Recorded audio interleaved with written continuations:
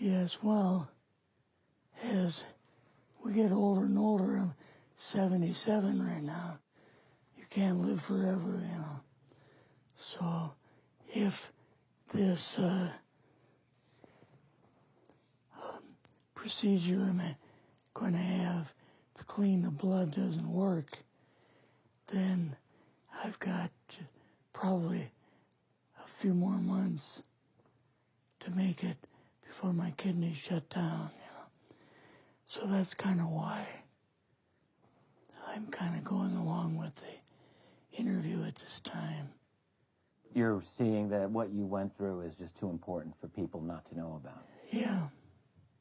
Yeah.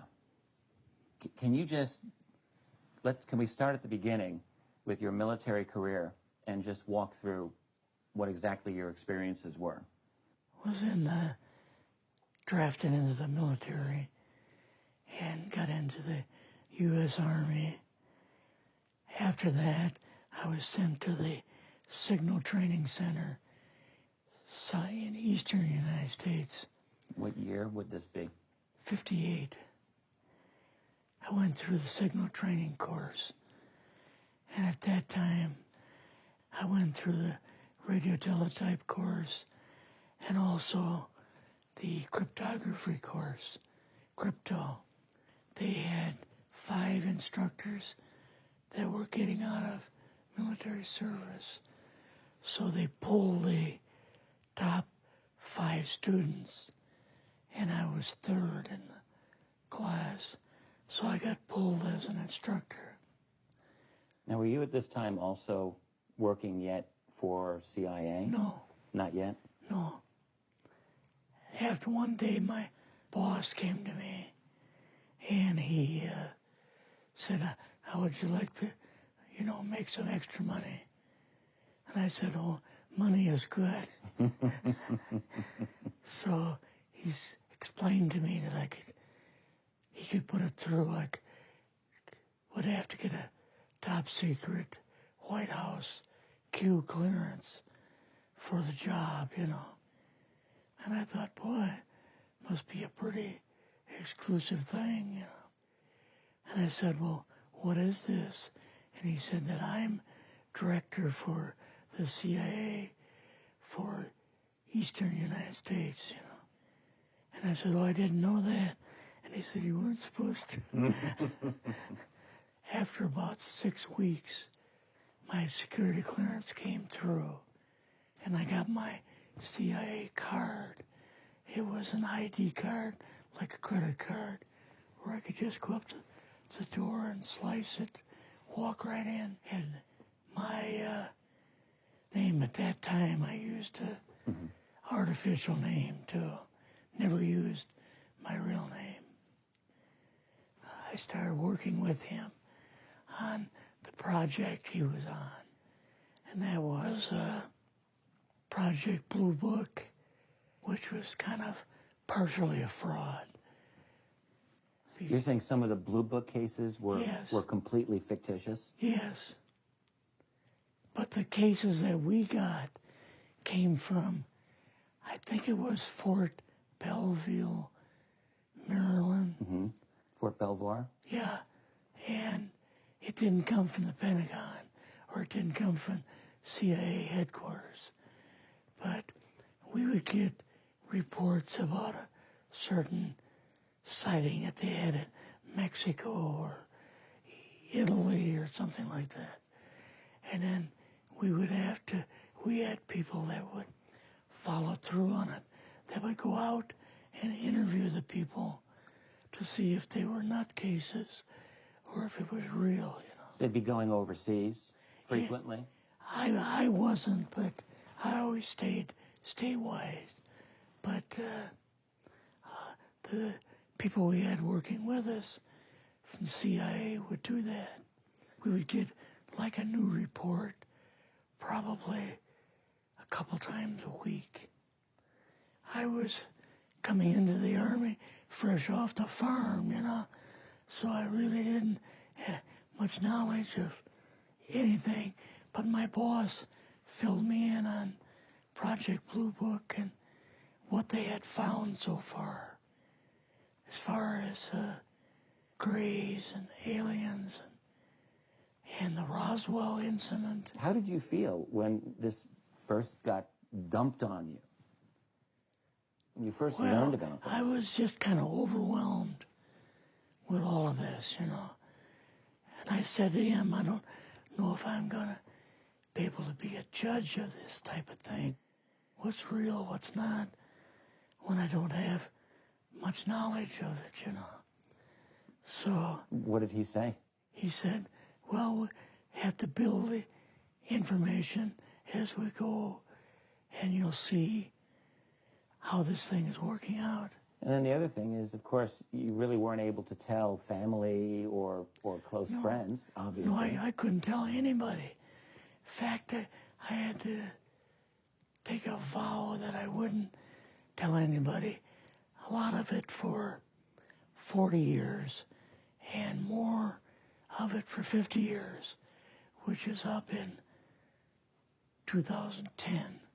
You're doing all this crypto work. You're looking at images, photographs, video. It's 1958, maybe the fall of 58. What happened after this? At that time, the Project Blue Book thing kind of went pot, you know. If you remember, back in those days, they kind of declared it as a nothing, you know. Mm-hmm. Right. And they were telling the world all UFOs are misidentifications, hoaxes, balloons, psychological issues, whatever. Yes. Yeah. So my boss came to me and he says, we've both got a new assignment. And he says, oh, I said, where are we going? Oh, he says, we're going to the Capitol. We're going to be part of the Eisenhower push. He's trying to find out something about, all about these aliens that MJ-12 was supposed to find out, but never sent back reports to him. The MJ-12, the UFO control group, were they calling it MJ-12 at that time? Yes.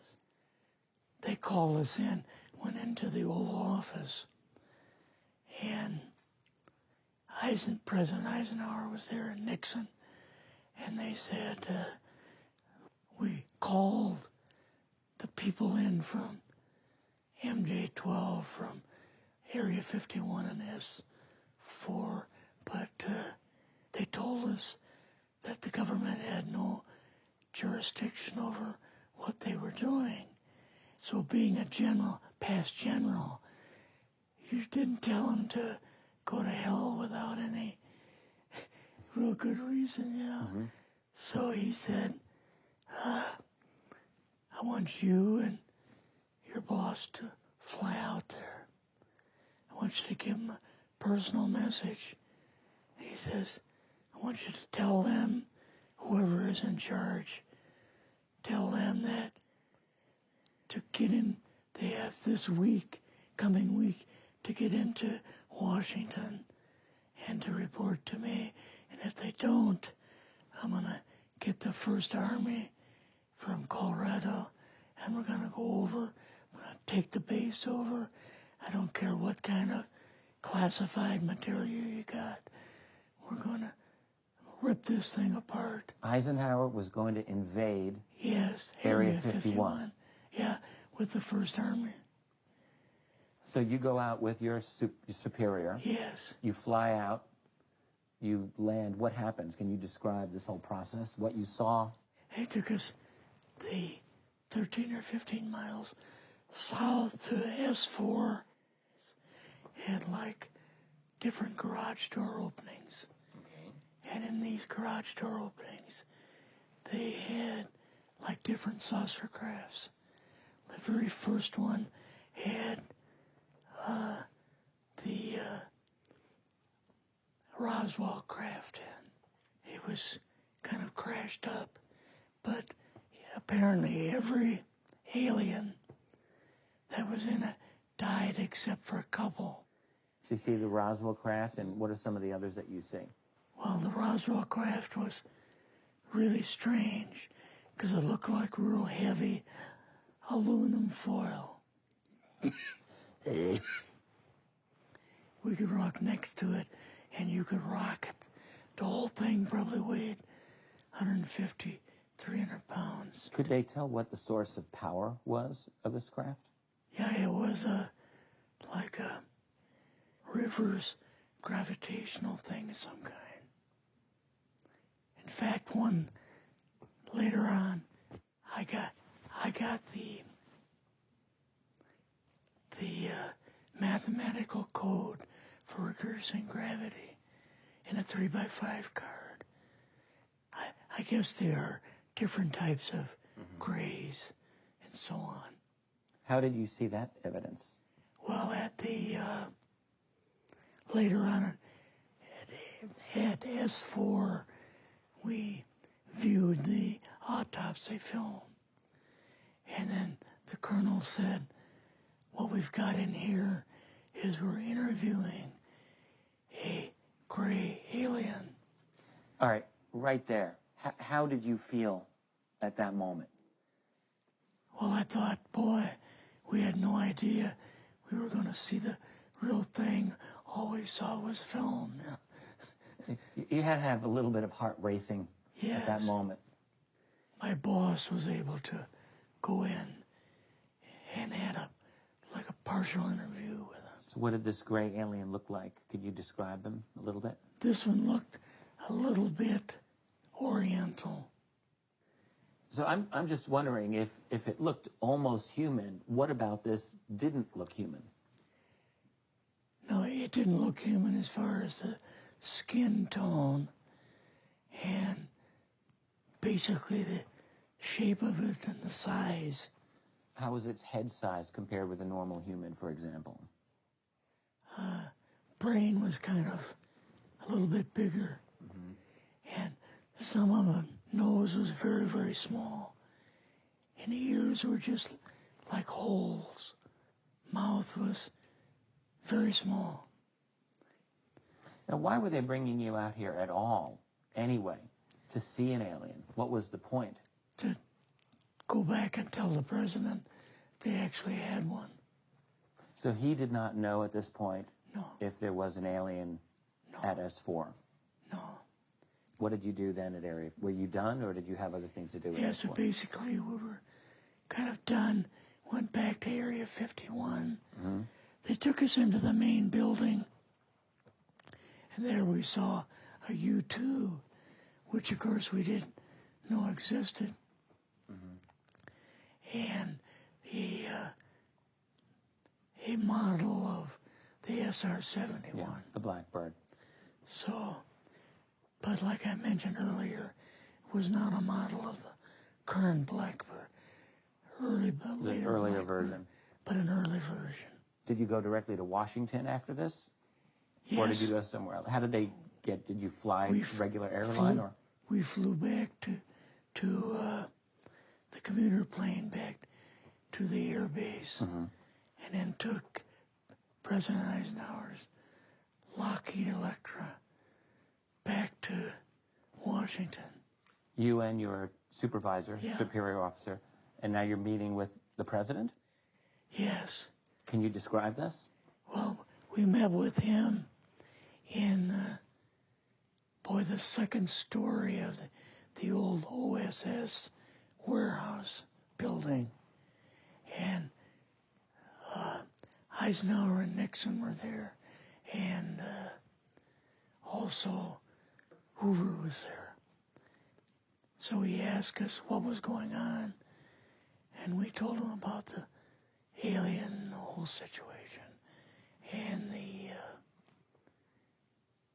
black projects and so on. And he was just totally shocked. He appeared for the first time to be worried. You know, like he was worried. I would think that Eisenhower would, I mean, he certainly knew that flying saucers were real. Yes. He knew that there were aliens. So I guess I'm just wondering, what would he have been, really surprised about? Surprised about the black programs. Eisenhower said, got to keep this thing completely secret. You know, can't talk about this.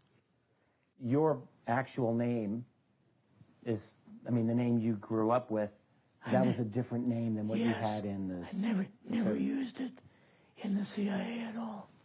Now, what about today?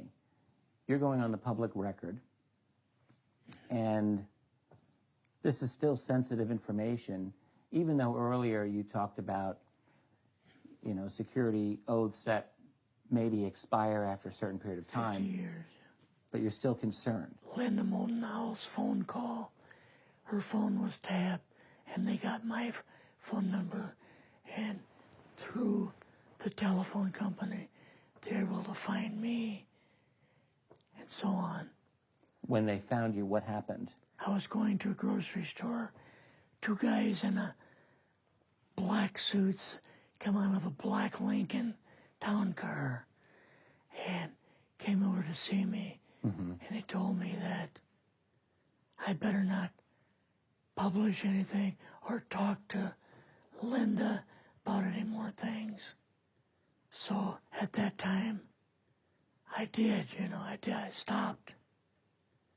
That was enough to intimidate you. Yes. Rather remain anonymous. Never show my face on anything. Really, thank you for doing this. Yes, this was, I guess, kind of a good idea because I feel much better having talked about it. I kind of feel like there's a load off my shoulders. Really?